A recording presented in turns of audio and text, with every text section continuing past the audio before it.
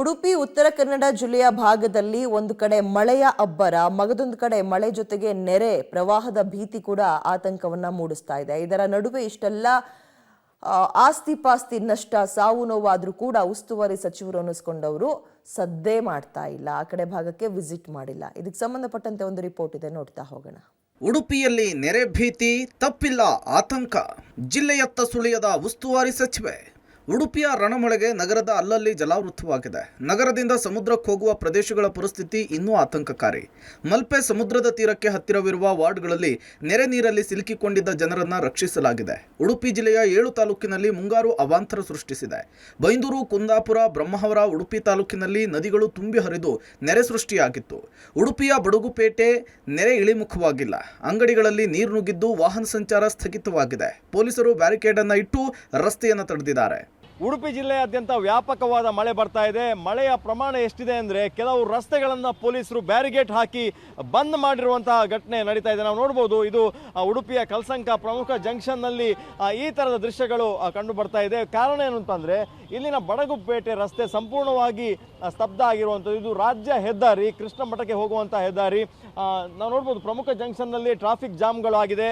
ಪಕ್ಕದಲ್ಲಿರುವ ಒಂದು ವಾಹನಕ್ಕೆ ಎಲ್ಲ ದಿನಸಿ ವಸ್ತುಗಳನ್ನು ತಂದು ತುಂಬಿಸಲಾಗ್ತಾ ಇದೆ. ಅಂದರೆ ಕೆಳಭಾಗದಲ್ಲಿ ಅಂಗಡಿಗಳಿರೋದ್ರಿಂದ ಸಾವಿರಾರು ರೂಪಾಯಿಯ ವಸ್ತುಗಳು ನೆರೆಗೆ ಸಿಲುಕಿರೋದ್ರಿಂದ ಈ ಥರದ ದೃಶ್ಯಗಳು, ಅಂದರೆ ಪ್ರಮುಖವಾದ ದುಬಾರಿ ವಸ್ತುಗಳನ್ನು, ಅಂದರೆ ಸಾವಿರಾರು ರೂಪಾಯಿ ಬೆಲೆ ಬಾಳುವ ವಸ್ತುಗಳನ್ನು, ದಿನಸಿ ವಸ್ತುಗಳನ್ನು ತಂದು ಇಲ್ಲಿ ಅಂಗಡಿಗಳಿಂದ ತುಂಬಿಸುವಂಥ ಕೆಲಸಗಳು. ಕೆಳಭಾಗದಲ್ಲಿರುವ ಸಾಲು ರಸ್ತೆಯ ಪರಿಸ್ಥಿತಿಯನ್ನು ನಾವು ನೋಡ್ತಾ ಇದ್ದೇವೆ.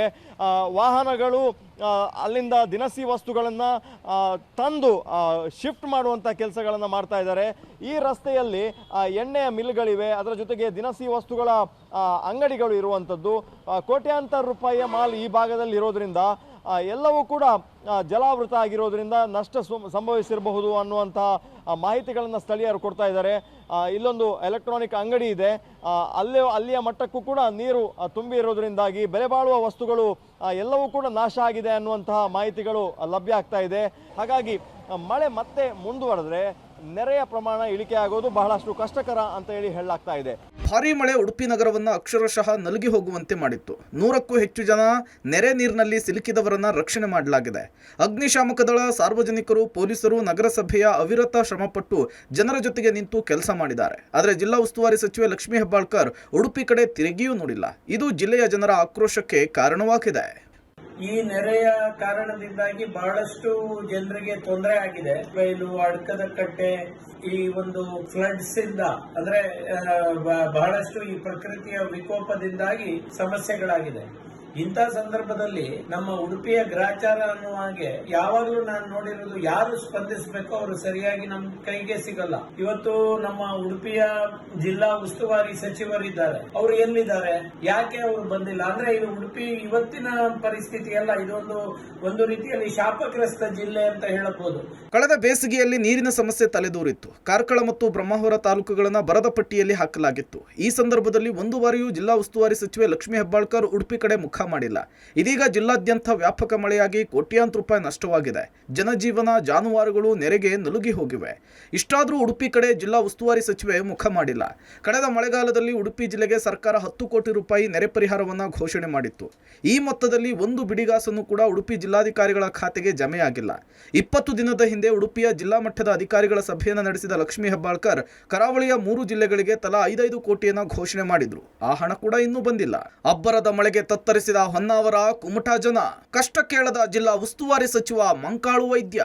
ಉತ್ತರ ಕನ್ನಡ ಜಿಲ್ಲೆಯಲ್ಲಿ ಮಳೆಯ ಅಬ್ಬರ ಕೊಂಚ ಕಡಿಮೆಯಾಗಿದೆ. ಆದರೆ ಕದ್ರಾ ಜಲಾಶಯದಿಂದ ಬಿಟ್ಟ ನೀರು ಕಾರವಾರ ಭಾಗದ ಅಸ್ನೋಡಿ, ಉಳಗ ಸೇರಿದಂತೆ ಹಲವು ಗ್ರಾಮದ ಕೃಷಿ ಭೂಮಿಯನ್ನು ನುಂಗಿದೆ. ಕಳೆದ 20 ದಿನದಿಂದ ಸುರಿದ ಮಳೆಗೆ ಉತ್ತರ ಕನ್ನಡ ಜಿಲ್ಲೆಯ ಜನ ಹೊಲ ಮನೆಯನ್ನ ಕಳೆದುಕೊಂಡು ಕಾಳಜಿ ಕೇಂದ್ರದಲ್ಲಿ ಆಶ್ರಯ ಪಡಿತಾ ಇದ್ದಾರೆ. ಕದ್ರಾ ಜಲಾಶಯ ಸುತ್ತಮುತ್ತ ಪ್ರದೇಶದಲ್ಲಿ ಈಗ ಕೃಷಿ ಜಮೀನಿಗೆ ನೀರು ಹೋಗಿರುವಂಥದ್ದು. ನಾವಿವತ್ತು ಅಸ್ನೋಟಿ ಭಾಗದಲ್ಲಿ ಯಾವ ರೀತಿಯ ಸ್ಥಿತಿ ಇದೆ ಅಂತ ಹೇಳ್ತೀನಿ. ನೀವು ನೋಡ್ಬೋದು, ಈ ಭಾಗದಲ್ಲಿ ಅಸ್ನೋಟಿಯ ಭಾಗದಲ್ಲಿರುವಂತಹ ತೋಟಗಳು, ಗದ್ದೆಗಳು ಎಲ್ಲವೂ ಕೂಡ ಈಗ ಜಲಾವೃತವಾಗಿರುವಂಥದ್ದು. ಇವೆಲ್ಲವೂ ಕೂಡ ಕದ್ರಾ ಜಲಾಶಯದಿಂದ ಬರುವಂತಹ ನೀರಿನಿಂದ ಆಗಿರುವಂತಹ ಒಂದು ಸಮಸ್ಯೆಗಳಿದು. ಯಾಕೆಂತಂದರೆ ಕದ್ರಾ ಜಲಾಶಯದಿಂದ ಬರುವಂತಹ ನೀರಿಗೆ ಒಂದು ತಡೆಗಳಿದ್ದಾವೆ. ಯಾಕೆಂತಂದರೆ ಈ ಭಾಗದಲ್ಲಿ ಜಮೀನಿನ ಭಾಗದಲ್ಲಿ ಈಗ ಹೆಚ್ಚಾಗಿ ಮನೆಗಳನ್ನು ಕಟ್ಟಿದ್ದಾರೆ.